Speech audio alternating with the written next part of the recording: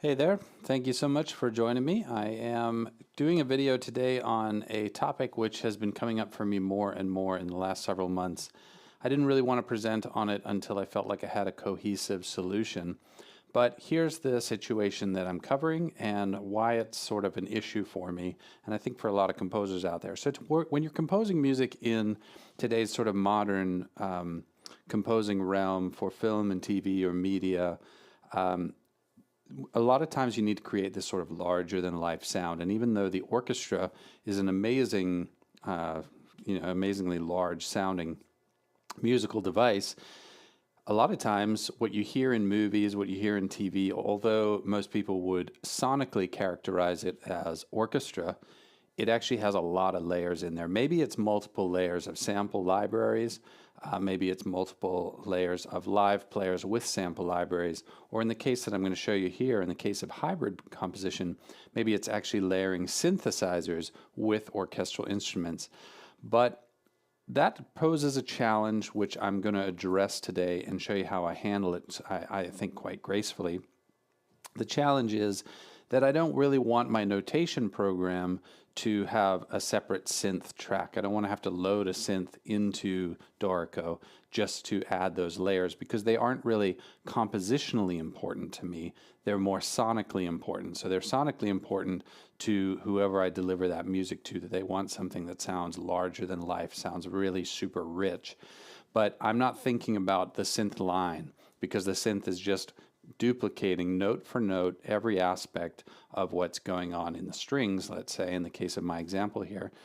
But I need to have that sonic depth and richness in the end product. And I also want to make compositional decisions about which strings, which brass, and which winds I'm using along with percussion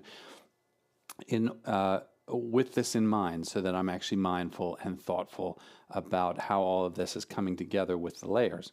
So I want the sonic benefits. I don't want the hassle of thinking about it compositionally. It gets in the way. Plus, classical notation just really doesn't handle, it's not designed to handle things like synthesizers. Synthesizers are extremely complicated instruments that aren't just limited to rhythm, pitch, and dynamic.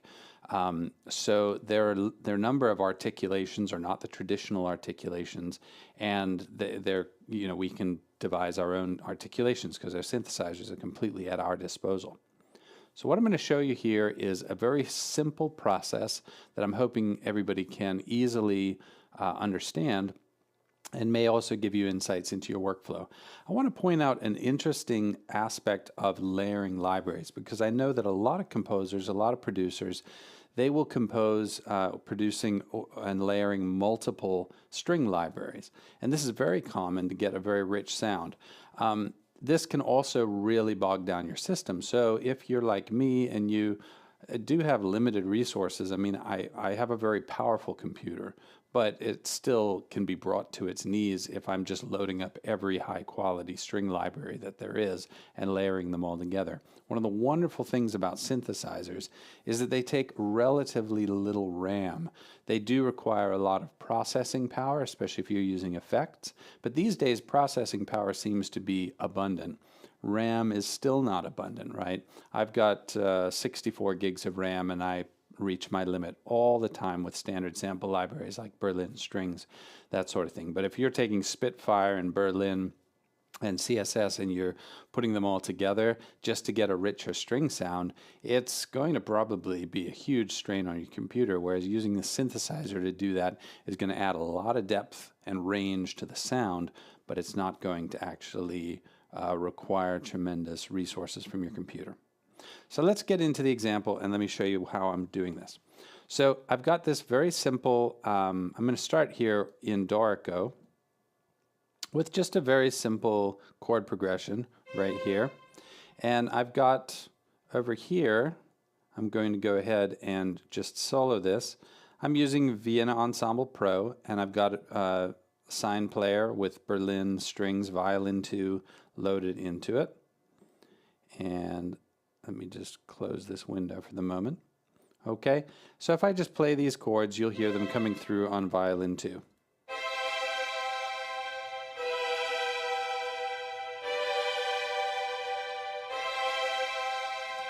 So very, very straightforward. And it's only coming through on violin 2. Now I've created another layer here, which I've called synth layer.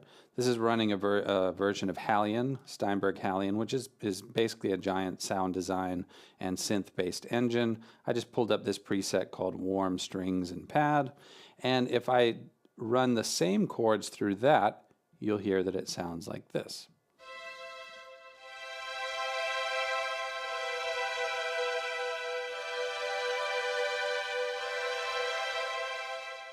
So a very, very similar sound. Now if I hear both of them together, it sounds like this.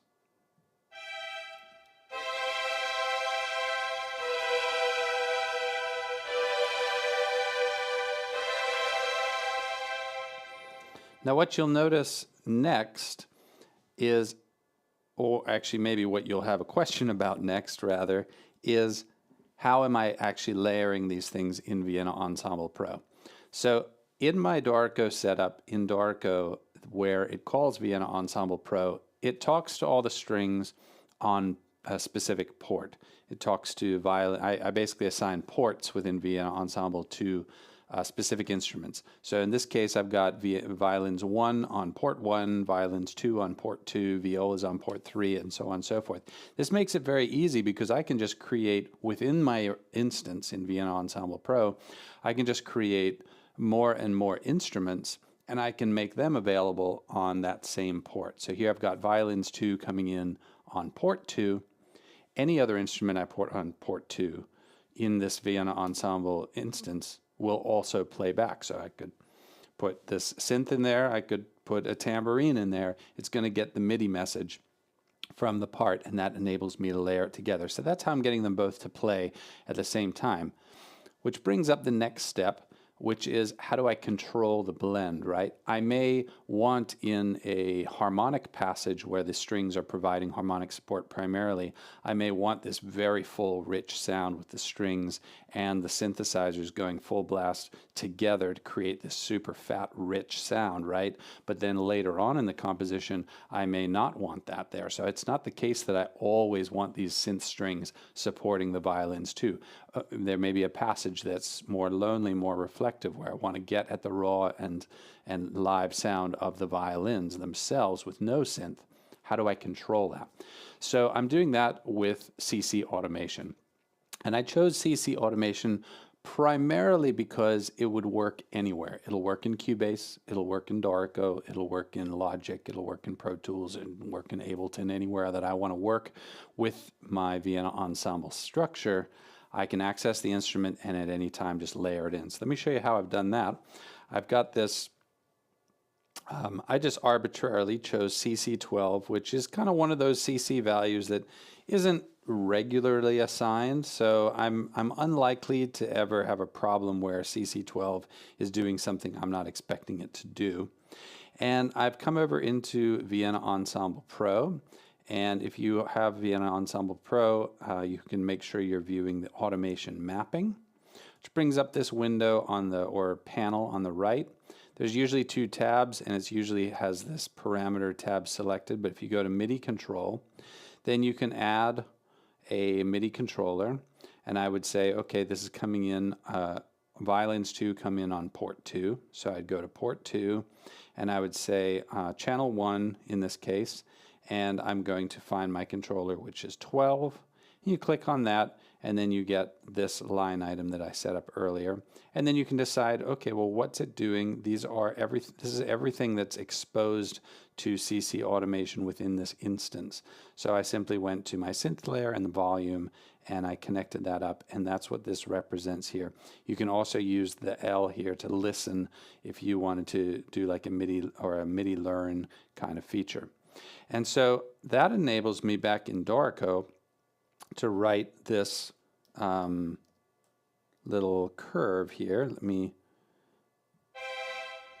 make that viewable, right? So I've got this curve down here that I just drew in on MIDI. And you'll see this is sending out on CC12. And it's going out, because it's written onto my violins 2 track, it's going to be going out port 2. Port 2 is set over here on violins 2. You can see that it's set to port 2. So any MIDI CC that's written and sends out on port 2 is going to go out on port 2. Over in VE Pro, you can see that violins 2 is accepting on port 2, but so is the synth layer accepting on port 2. And they're both going out to the same output here. They're both going, so these sounds will be merged together from Dorico's standpoint as violin 2. But you'll notice that now that I've set up my MIDI automation, that this fader here actually moves. So let me go ahead and make sure that I have Dorico selected so that I can go ahead and hit play, and I'll zoom right in here and you'll see this fader moving, and this is being driven by the CC automation in Dorico.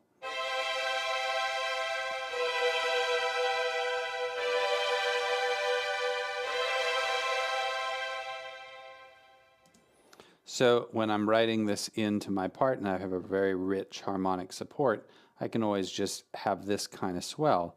But if I wanted to take it out entirely, I can just draw in a different curve, and as you'll see here, it'll start with a slight value, and then it'll fade out. So you can see that same. So in that way, I can maintain a lot of control over how this layer is blended. Whether I'm working in Cubase or I'm working in Dorico or I'm working in any DAW, from their standpoint, from the software standpoint, I'm getting one audio return from VE Pro. I'm getting violins too, because I have the same output from the same output set for this layer, as well as the strings patch. I can decide how much of the layer I want in there, maybe none, maybe I want a lot, maybe I want it swelling in and out. So it's very straightforward for me to do. If I want to commit the CC12, which is this layer, to my expression map via one of the expression map dynamic values, which I typically set dynamics to CC1 and CC11. But if I change that to CC12, then my dynamics would actually swell in these layers. I can go a step further with shorts, and I can have a layer that's not a synth pad like that, but maybe a pluck sound, a synth pluck sound, to support staccatos and other shorts, spiccatos, where I maybe want to add a little more beef to the attack. I want to have a lot of attack. Then I can do that. I will probably cover in a future video a little bit more about this, how you could work with shorts and longs separately, and how you could even put a pluck under a long if you didn't want the sustain of the synth, but you wanted that beefy attack. I think I'll probably cover that in a future video. I hope this has been helpful. If you do have questions, please post in the comments, and check out my post on my channel page where I have stated what I'm going to cover this week. That's where I cover, where I post on Mondays what I'm going to be covering this week. If you have questions, things you'd like me to cover in the videos, that's a great place to go to so that you can see what I'm going to be up to. You can post comments or send me questions, and I can incorporate them into the videos. I appreciate very much everybody's support on this channel. Please do like and subscribe. It really helps these videos surface. It makes a big, big difference if people click like on the video, as long as you liked it, of course. I look forward to seeing you guys again on Wednesday, and hope you're having a good Monday. Have a great week. Bye.